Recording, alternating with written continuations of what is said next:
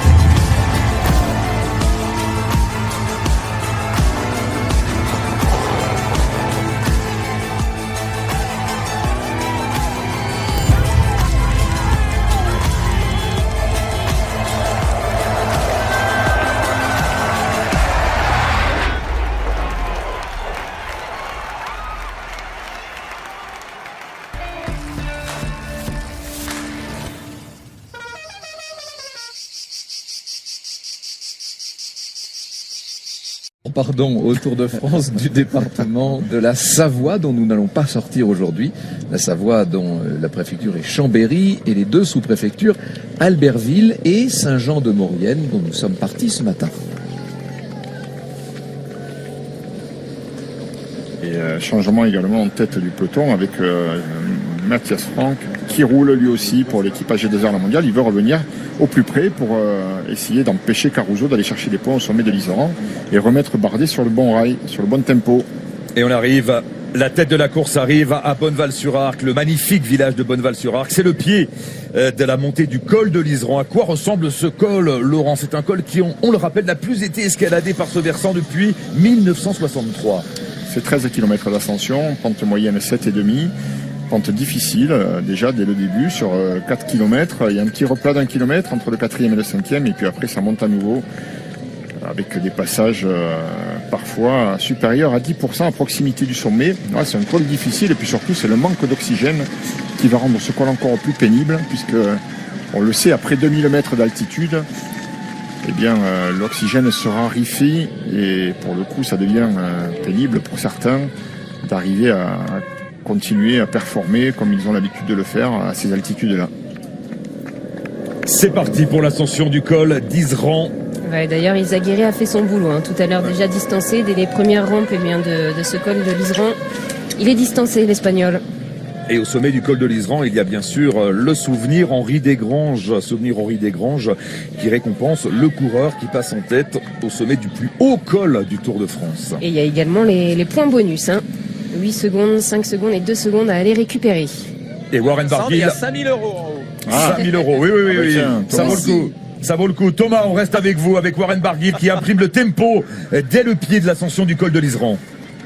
Ouais, un tempo qui a coûté cher, qui a coûté cher, c'est pas vraiment le mot. Elie Gébert a mis un dernier relais qui avait réussi à revenir. Elie Gébert, il a aidé, en tout cas, il a ramené un peu de bidons et de nourriture, des barres de céréales et des gels surtout à Warren Barguil. Et Warren Barguil qui sait très bien qu'il lui reste 2 jours pour faire un grand Tour de France, parce que sur ces 2 journées, il peut faire un grand tour, Warren Barguil, et voilà, il est en grande condition, c'est le moment. Le peloton met la pression sur l'échappée avec les Ineos, donc Warren Barguil déchaîné qui fait plier pas mal de monde, que ça soit Herrada, que ça soit Amador, que ça soit Dan Martin.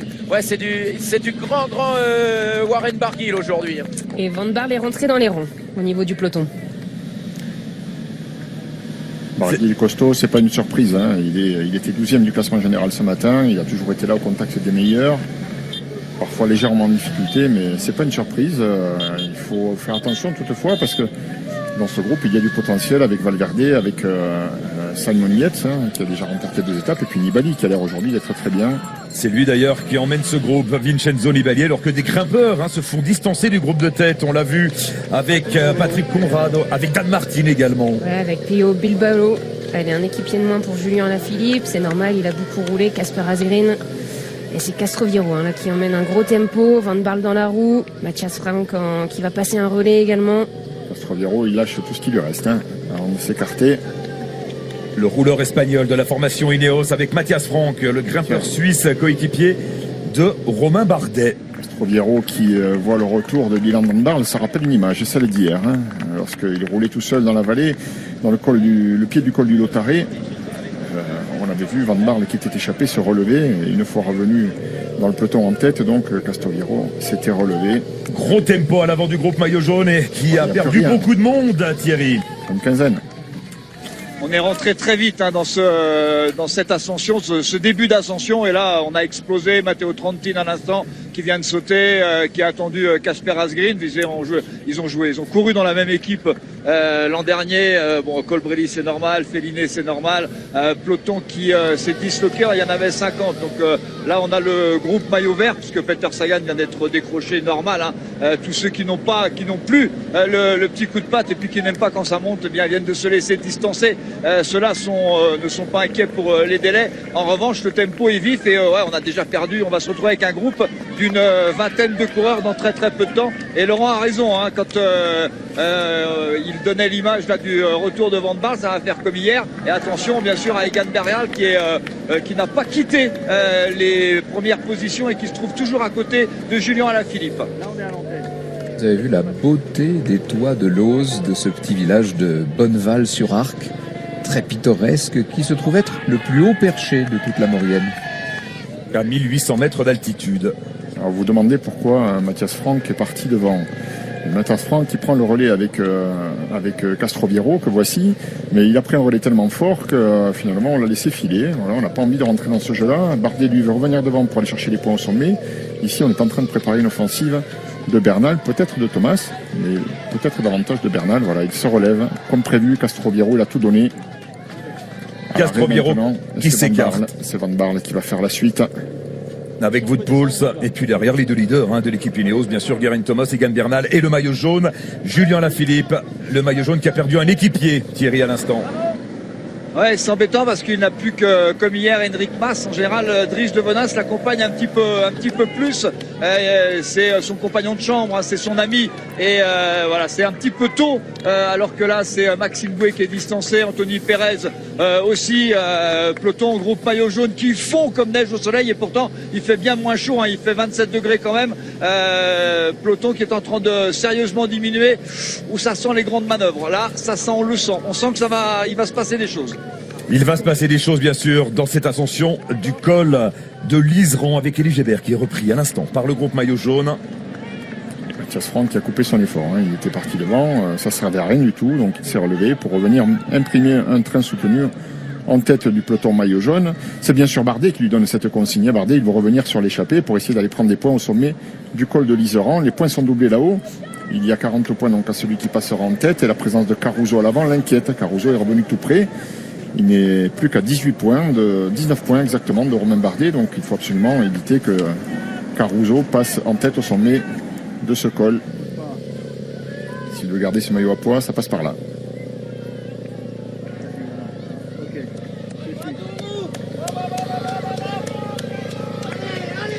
Pour l'instant, Julien Alaphilippe parfaitement calé dans la roue d'Egan Bernal et de Geraint Thomas, les deuxième et troisième du général. C'est là qu'il doit se trouver. Ensuite, pour y rester, évidemment, il faut avoir des jambes qui tiennent bon encore. On sait qu'il a déjà beaucoup donné. Et de toute façon, c'est ce qu'il cherche, à le mettre en difficulté, à l'épuiser pour l'attaquer un peu plus haut. La formation Ineos liguée contre le maillot jaune. Julien Alaphilippe, c'est le moment. Regardez ce col de Liseran et cette route creusée à flanc de montagne. On retrouve le groupe de tête avec l'ancien porteur du maillot jaune, Giulio Ciccone, l'Italien, devant un autre Italien, Vincenzo Nibali. Lennart Kamna qui se gare, si brillant hier lors de l'étape de Valloire, Lennart Kamna. Matthias Franck, Michael Cherel. Le tempo imprimé par les coureurs d'Ineos est finalement trop élevé pour ces coureurs-là.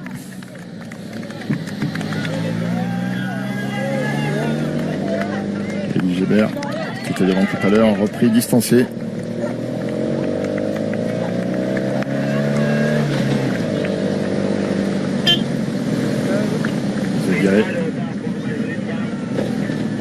Sur toute la section de montée au col de Liseran, nous traversons le parc national de la Vanoise et ça justifie un certain nombre de mesures de précaution pour ne pas trop abîmer l'environnement, bien entendu, et pour que le Tour de France passe sans laisser aucune trace. Donc pour réduire l'impact des piétinements sur la flore, on a totalement interdit le stationnement des véhicules à moteur depuis déjà quelques temps. On a, pour réduire l'impact sur la faune, un seul hélicoptère qui survole la route.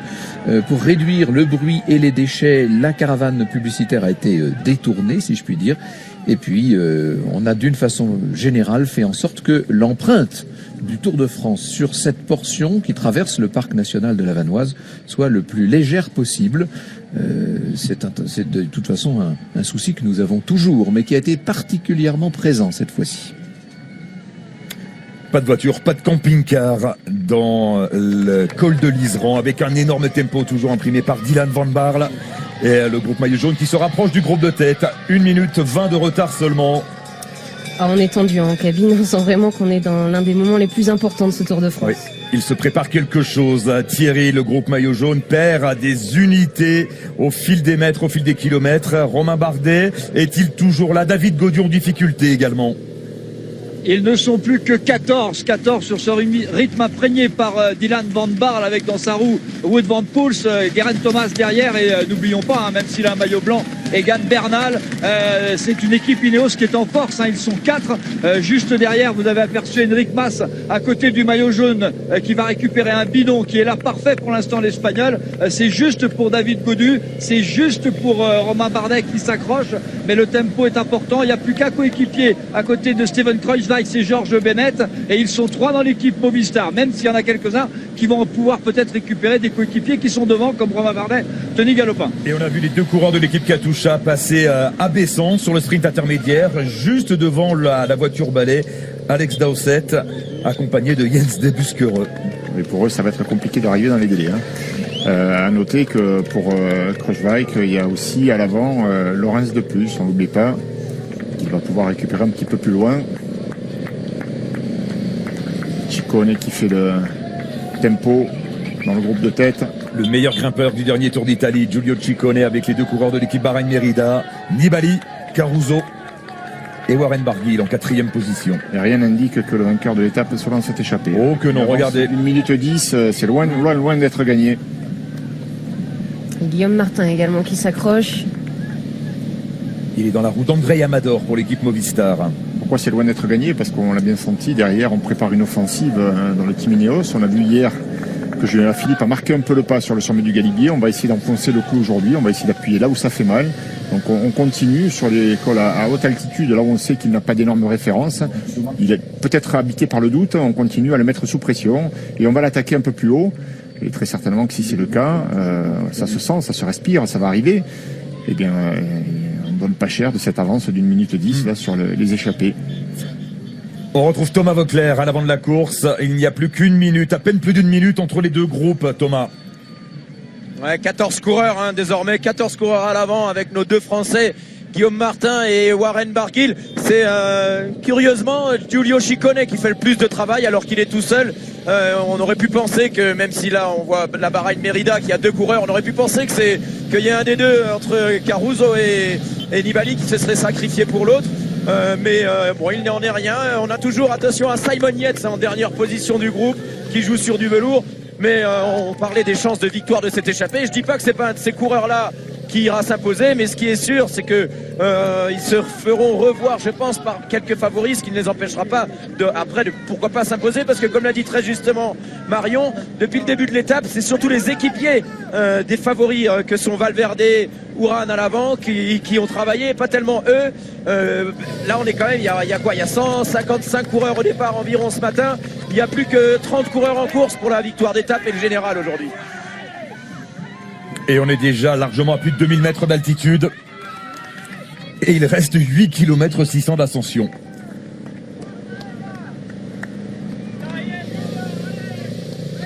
Et pour Julien Alaphilippe, c'est le décompte, évidemment. Lui, il décompte les kilomètres, plus que 8 jusqu'au sommet. Alors, s'il bascule avec ses hommes, la dernière montée vers Tignes est quand même moins exigeante.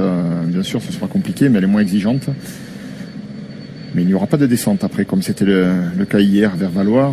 Là, à Tignes, on arrive au sommet. Donc, s'il décroche, l'addition risque d'être un petit peu plus salée que la veille.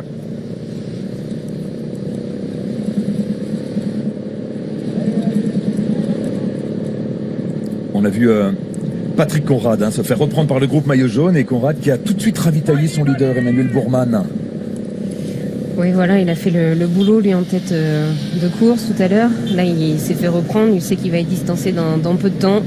Donc on essaye de lui donner les bidons, le ravito qui nous reste dans les poches.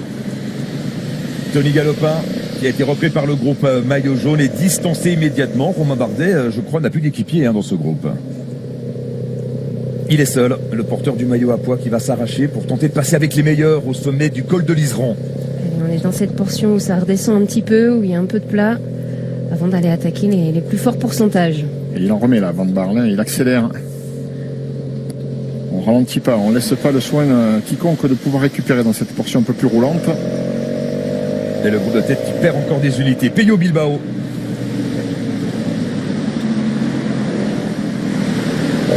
Conrad. Patrick Conrad à présent.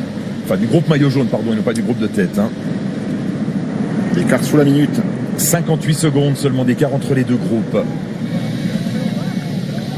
Avec le gros travail de Dylan Van Baarle, là, on a vu le faciès de Dylan Van Baarle en plein effort.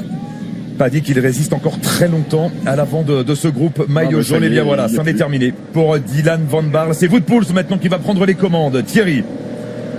Il a accéléré, Van Baarle, il y avait une petite descente, virage à droite, il a accéléré pour exploser, normal, il en a terminé. Nicolas Portal lui donne de quoi récupérer, et c'est Wout Poels qui, à l'inverse d'hier, Wout Poels hier il a servi à rien du tout, il avait été distancé, alors peut-être qu'il s'était relevé pour regarder aujourd'hui. C'est Wout Poels qui mène le train devant Geraint Thomas, Egan Bernal. Julien Philippe me paraît beaucoup mieux qu'hier, Henrik Mas, Mühlberger avec Buchmann dans sa roue, Nairo Quintana qui a dans sa roue Stevan Kruijswijk et Georges Bennett, Richie Porte est là aussi, Romain Bardet est toujours là, David Godus